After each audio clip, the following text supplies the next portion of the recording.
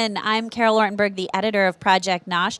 Thanks for joining us here at NOSH Live. As you can see, we're in sunny Santa Monica. It's nice. We've got the rays here a little bit in this corner of the event. So now we're going to turn to the Livestream lounge here. And our first guest is Nick McCoy, who is the co-founder and managing director of Whipstich Capital. Nick, thanks so much for being with us today. Thank you, Carol. Thank you for having me. So let's just start.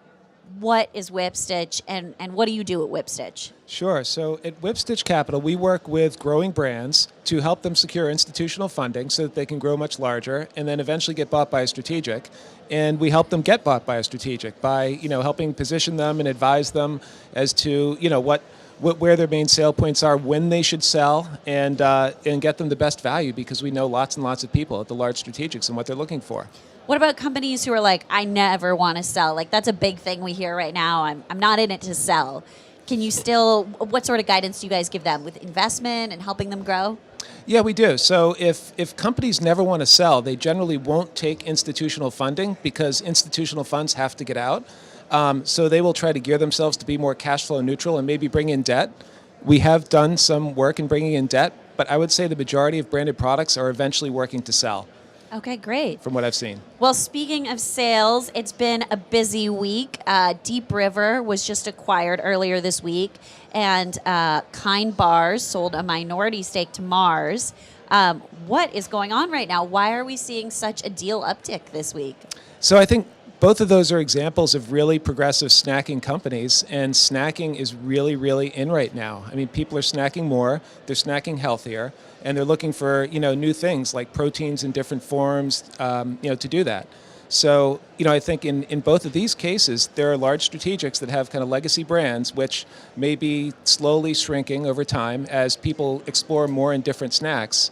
And this is a way to add kind of a growing proven brand into the portfolio that can get to the size that the larger strategics can market effectively. And is there something about the time of the year that, we hear that deal tick kind of ticks up towards the end of the calendar year? There is some truth to that. There are a lot of entrepreneurs that would like to sell before the end of the year for tax reasons, because I think everybody always worries that taxes are going to go up the next year.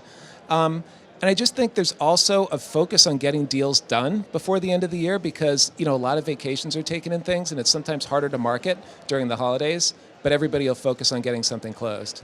So you talked about protein and how that's a really hot trend. Are there other trends that you're seeing these large strategics really interested in, or what, that small brands are embracing that really makes them exciting and appealing?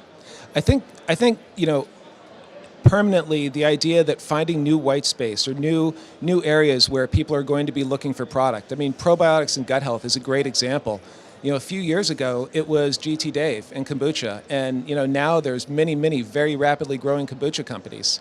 Jerky is the same way. Again, it's protein. It was a lot of legacy brands, and then it was Crave, and now there's many other brands like Country Archer and others out there that are growing rapidly.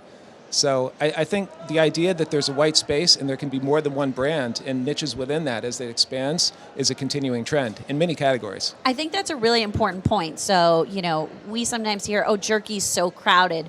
But do you think there's still room for brands that are solving unique customer pain points within those crowded categories like bars or jerky or chips, things like that? Yeah, absolutely. I think as the categories grow, there's more and more room for substantially sized niches where people can exist. I've heard people say in kombucha, since it's it's kind of brewed like beer, right? I mean, not the same way, but that you could actually have a large beer company or large beverage company have 10 different brands. Just like there's hundreds of craft brewing brands that all have very similar ingredients, but they have niches. Really interesting. So what do you think about these small companies? You sort of touched on this a little. Is so appealing to these big strategics? Why don't they just get their giant R&D team together and make their own chip or bar or whatever it is? It's a really good question. I think authenticity in the brand is one of the most important things up front. It's if you have a brand with a story, it's got a personality, it's authentic, it didn't kind of grow up in a large company, then customers identify with it. You get a much more viral trend on it.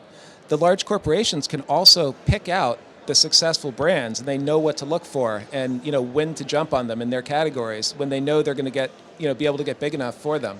So they don't face the failures of continually trying to invent new brands that so many entrepreneurs do along the way. And that's why they pay a premium for them, because they're buying, one successful brand and what might be 10. Do you think consumers can kind of see the difference between, a brand that's been incubated and cultivated at a large strategic versus these small brands? Are they savvy enough to recognize the difference?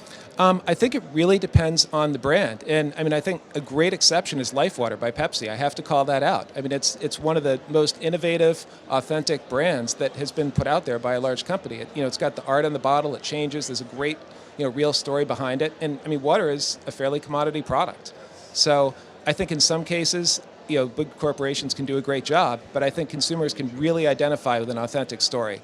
Besides the cool bottle of that, like you just feel awesome walking around holding in your hand, were there any other key things you saw them do with LifeWater that really made it resonate with consumers? I think it was launched very well, and obviously Pepsi can do that. They've got, they've got the infrastructure. If anyone can. Yeah. But no, I think, you look at a cooler and you've got 2 seconds to make a choice, and the bottle pops. And then, when people kind of read and go online and look more about it, or use the, the phone on the the barcode or whatever, they learn more and they like it. You're right. There are some, amazing packages out there today. I know we definitely have a few brands at NOSH that have transformed the way they look in order to appeal to consumers and pop on shelf right away and catch their attention. I want to look forward a little bit to 2018. What do you think is going to happen in the investment and acquisition space in the coming year? Any trends you see coming, or pitfalls brands should look out for? I think one pitfall is this is a very, very active investment environment, and I do think that there's a temptation to take money very quickly and lots of it, and sometimes for good reason, to keep a first mover advantage, but sometimes that also means that you can kind of get a little bit ahead of your brand and expand too widely.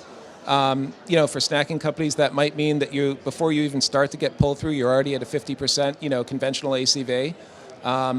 And you get to the point where your data doesn't support your next round at some point, and that can turn problematic. I think we're going to continue to see a lot of activity in this year, a lot of acquisition activity, a lot of investment. I think snacking is going to be just huge, and that's all aspects of it. Can you tell us rhymes with? No, I'm just well, I'm sure people will be able to read about that on NOSH, though. Are there any trends you just kind of hope die after this year? Pressures on companies or things like that nature that you just kind of hope fade away in the future? It's a really good question. I see. I think that it would be really nice if there was more capital that bridged the kind of the angel and founder rounds to the institutional rounds. And in the last 7 or 8 years, since kind of the last economic downturn, there has been a lot of that. Yeah. But kind of more sophisticated money in that space would be wonderful. Great. Why do you think that's so important? Why do you think we need that type of money? Because I think it's really, really difficult to get a company from 0 to 5 or 10 million. And I do think the institutions are, the kind of smart money, larger check institutions are going in earlier. But there's a multitude of challenges that founder faces that I don't think anybody can possibly get trained for.